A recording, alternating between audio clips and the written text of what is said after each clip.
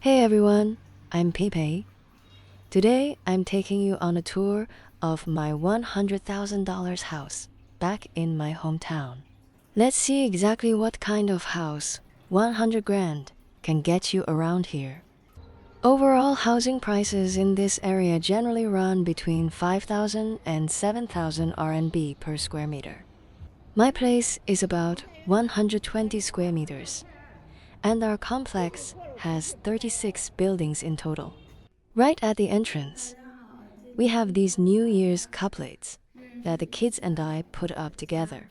It's a local tradition to put these up every Chinese New Year to bring in good luck. These days, almost every family uses smart keypad locks. They're super convenient and really safe.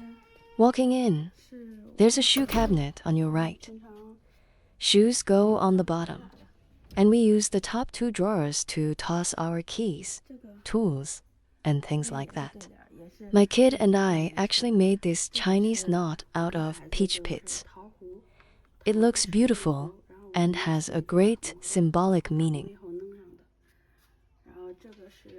This is a traditional Chinese tear-off calendar.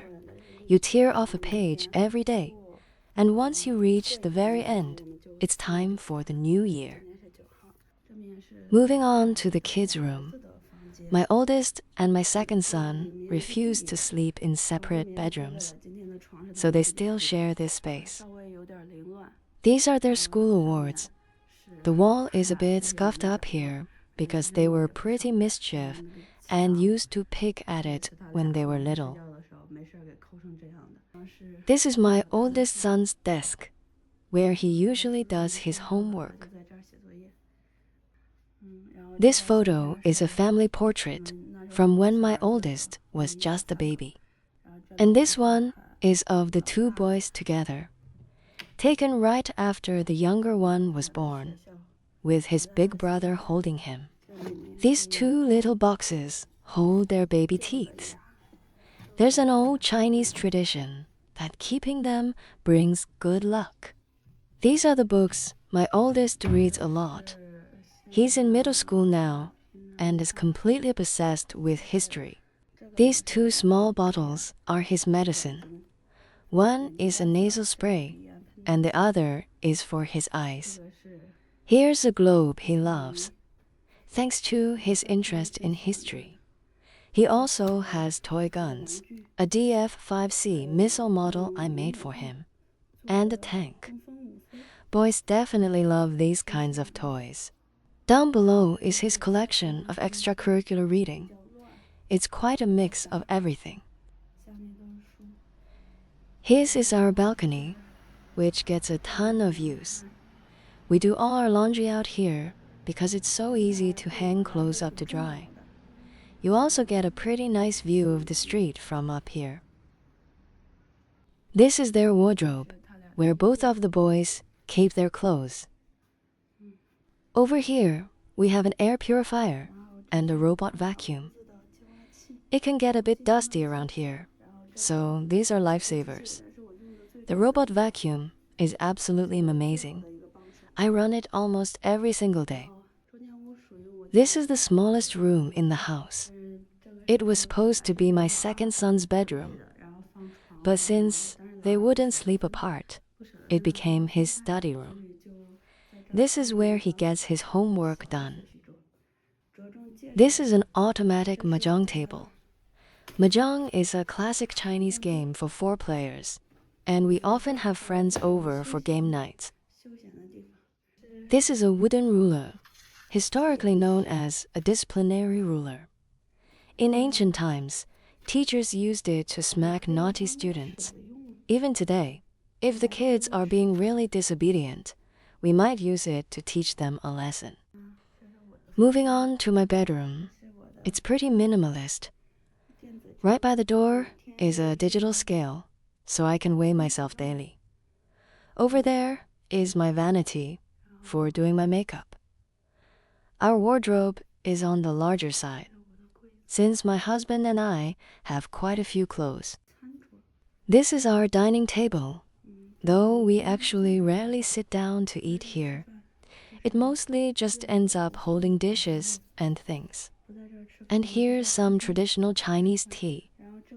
China has a tea culture that goes back thousands of years, and this particular tea is delicious.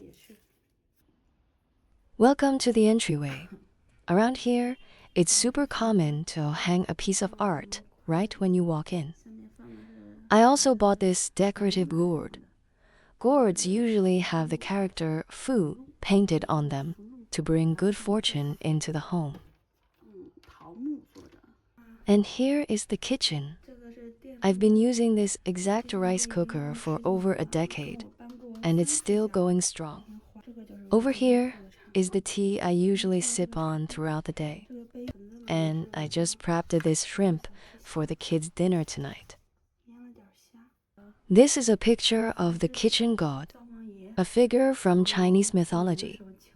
Pretty much every household has one of these keeping watch over their kitchen. This is lard, a traditional cooking fat we use a lot in China. You have to render it yourself, which is a bit of a process, but it makes food taste incredible. This is a water booster pump. Since we live on the 6th floor, the water pressure can be a bit weak sometimes. So this helps keep the flow strong. This is sweet pickled garlic, made using a unique Chinese pickling method. It's incredibly tasty. If you ever visit China, you absolutely have to let me treat you to some. Here's our snack cart. I keep it fully stocked with all my kids' favorite treats. We actually have 2 tea verses here. The LED panel broke on the big one in the back.